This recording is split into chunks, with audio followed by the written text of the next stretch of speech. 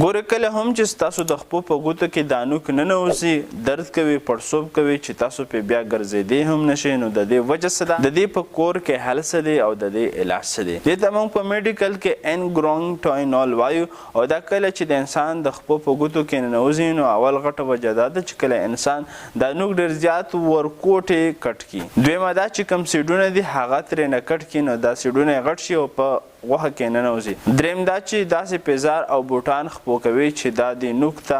زور ورولي نو د هغې د وجې هم کیږي چې بیا دې ځینو ته خاوره ګندګي لاړه شي نو دا درد هم کوي پړسوب هم کوي او پس یعنې ګندګي هم جمع کوي نو په کور کې د دې حل دا دی چې تاسو هره ورځ د 15 منټو نه ونیسه تر 20 منټو پورې دا په تړمو اوبو کې خپلې خپې کېدی خو چې په هغو اوبو کې مالګه هم موجوده وي بیا یې تاسو خپلې خپې راوچتې کې خشکې کې او په دې ځای باندې د زخم ملهم لګولی شي بیا که چیرې انسان شوګر وي یا دا د خپو نوک ډېر زیات خراب شوي وي نو دې دپاره ورکوټې شان اپریشن وي چې یو خو دا سیډونه د نوک نه کټ کړي یا دا نوک مکمل د دې ګوتې نه وباسي چې بیا انسان ته څه تکلیف نه وي او دا په خپله بل وشي دې نه علاوه که چېرې انسان وایي چې زما وجود هر ټایم ستړی ستومانه تکاوټ محسوسوي انرژي پکې نه وي ټیسټیرون زما کم وي نو د هغې دپاره خالص علاجي زموږ سره شته چې تاسو ته به زموږ د وټساپ په لاره باندې ملاویږي شکریه الله حافظ